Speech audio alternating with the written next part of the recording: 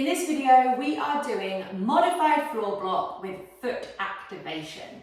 So lots of you will have done modified floor block before. I am going to run you through this nice and thoroughly just in case you haven't. You are going to need 2 yoga blocks of the same size, or if you don't have yoga blocks, you can use like shoe boxes or books or whatever, but make sure that they are the same size from side to side. We are going to be laying face down in a prone position, and we're going to have our arms like this. So you can see here that I've got my blocks set up in such a way that the longest, thinnest side of the yoga block is facing up, okay? That's kind of what you want, because we want the length of the yoga block to run along the length of the forearms. You are going to put yourself in this cactus position facing downwards. It's important with your blocks that they're set up so that they keep this type of angle at your body. We don't want your arms going like this. We don't want your elbows kind of close to your waist, and we don't want the arms too high up round like this. We want those humerus, the upper arms, kind of level with where the shoulders are, and we want the forearms at a 90-degree angle, not like this, not like this. So it can help to have somebody else watch you as you get into this for the first time so you can figure that out. Cactus arms means open shoulders. Other variations might mean that your body is cheating.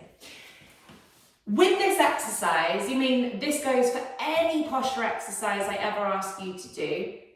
But the more that I do this, I understand the ones that tend to cause people more problems. This is quite intense for some people. So if you're really tense and tight and dysfunctional around your shoulders, your neck, your upper back, your mid back, you might find that this is just like very overwhelming and lots of stretching. It's fine, it doesn't mean that it's like a bad one for you necessarily, but it might be one that you just need to build up time over time. So we're going to do 10 minutes today, but if you need to stop after 2 minutes, that's absolutely fine. So stop whenever you feel like it gets too much. Maybe push yourself a little tiny bit longer, see if you can breathe through an extra 10 seconds so that you're kind of dancing on that edge of discomfort, but not forcing it. Come out of it and just do something else that you like. So whatever other exercise so far you have enjoyed, just do that for the remaining period of time. And then the next time that you try this, you'll be able to do it a little bit longer.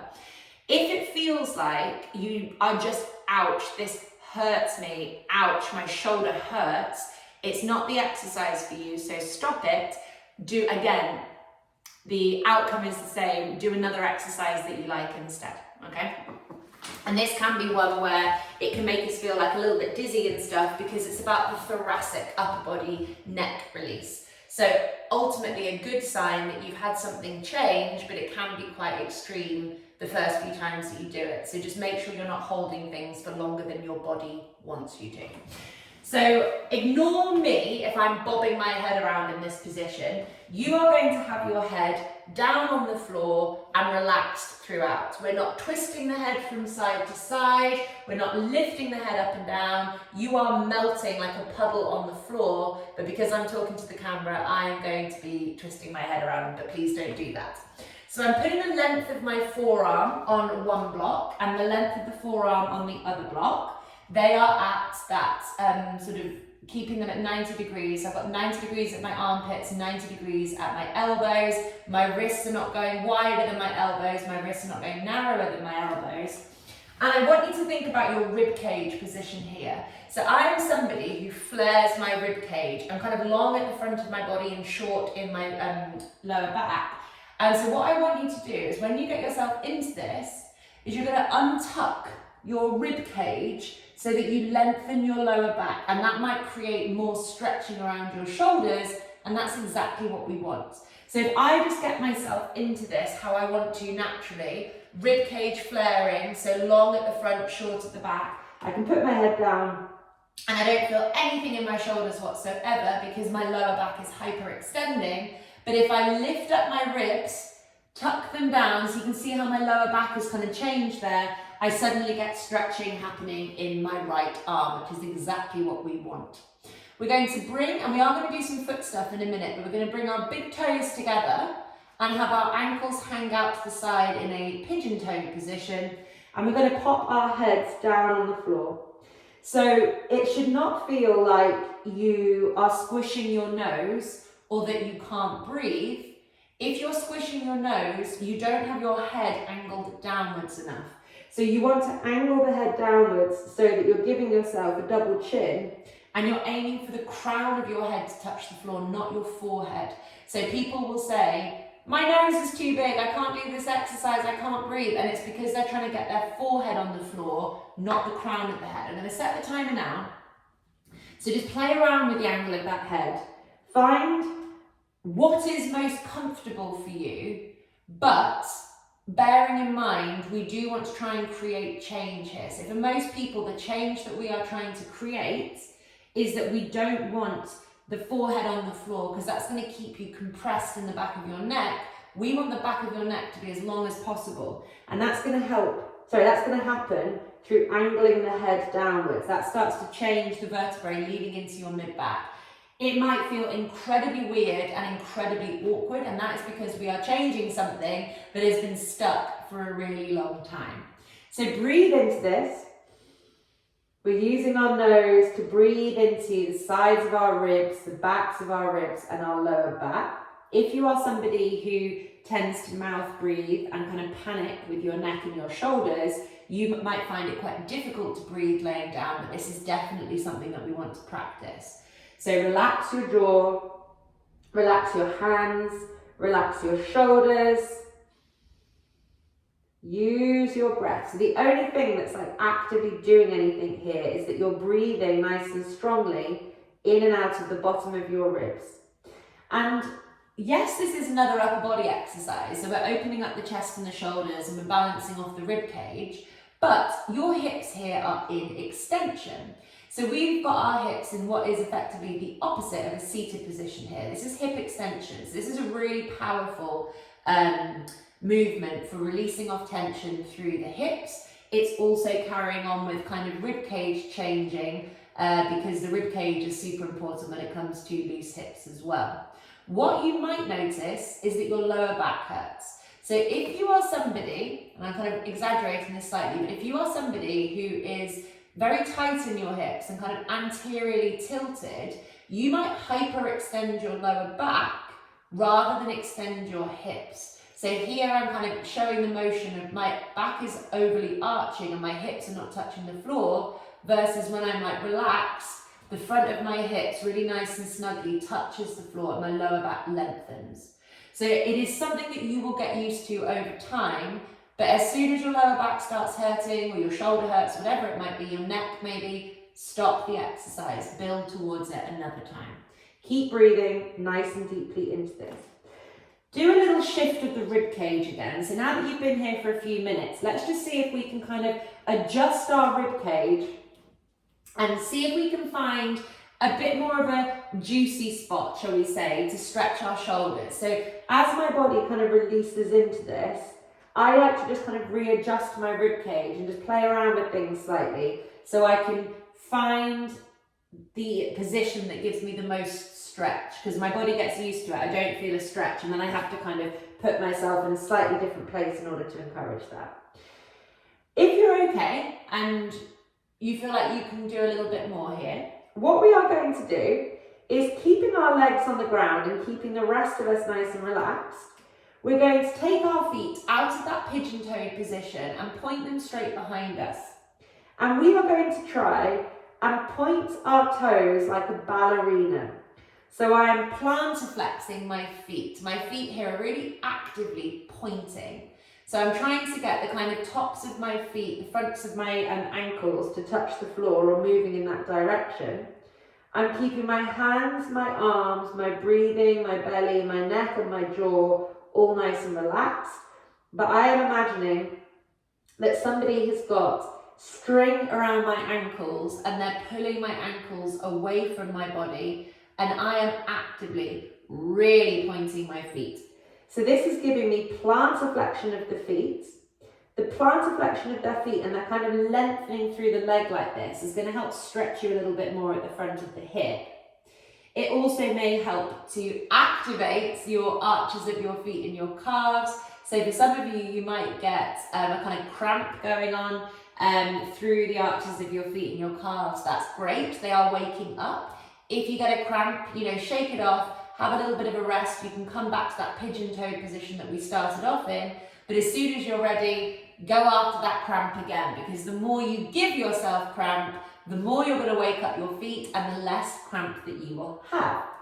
And what I want you to do here, if you're doing this foot pointing thing with me, is I want you to see if this makes your hips feel any different afterwards. So I'm pointing my toes nice and hard.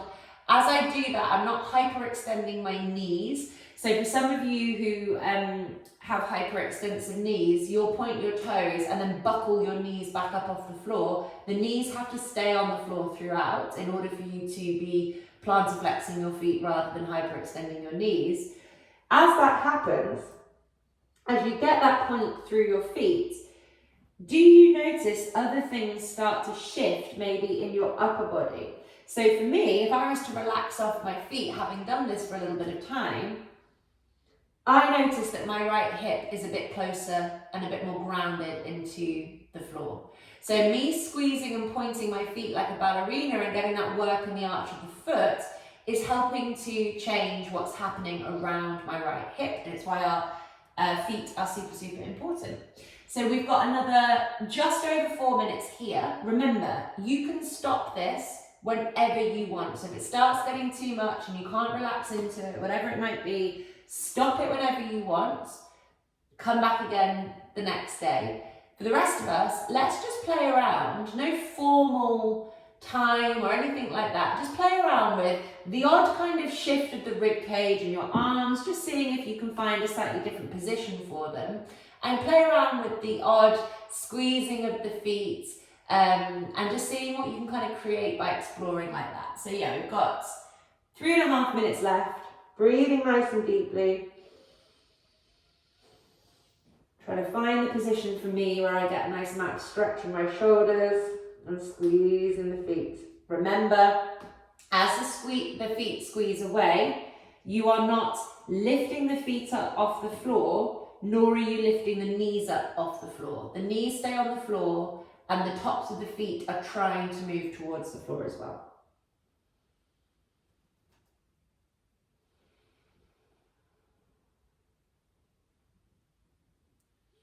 And what you can try and do also is if you're doing that foot squeeze, keep squeezing your feet and play around with the angle of them. So it's almost like you're trying to give yourself the pigeon-toed position again. So just like we did at the beginning, do that, but do it with actively pointing feet. So you're trying to keep your big toes together, point the feet, and then kind of twist the ankles out to the side. That for me gets a lot of stuff waking up through my right calf and ankle area. But just play around and remember to breathe.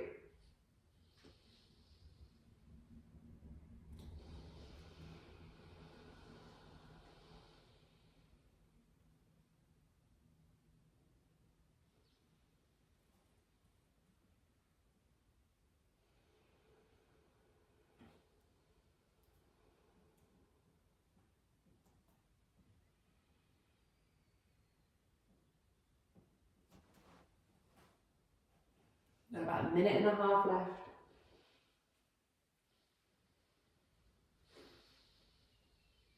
Keep breathing. This is all about that calm, steady, diaphragmatic breath. The more you breathe into the diaphragm, the more movement you get around the bottoms of your ribs, the more free you will be in your hips.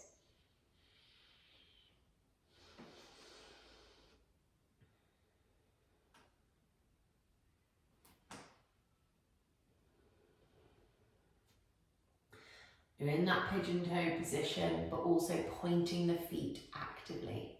Seeing if you can create work and reaction around your feet, your toes, your calves, your shins, and see how this might impact your hips.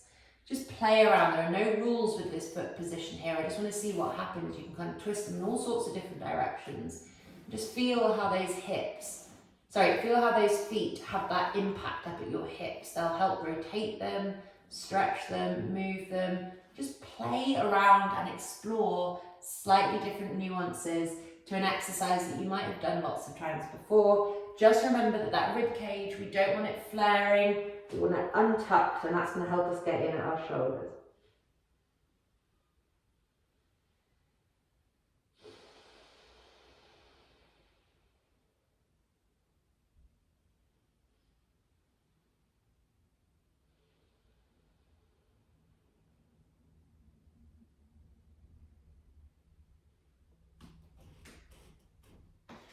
We're coming up on time. In 5 seconds time, we're going to get out of this. Take your time nice and slowly. You might be a bit dizzy. That's 10 minutes there. So slowly extricate yourself. Give yourself a minute to recover. You might feel just like a little bit like, woo, a bit hot, a bit nauseous, and that's just normally a sign that you've relaxed and lengthened the back of your neck. So that was modified floor block with a little bit of foot activation as well. Stretching off the hips into extension, but also doing a lot to change the upper body at the same time.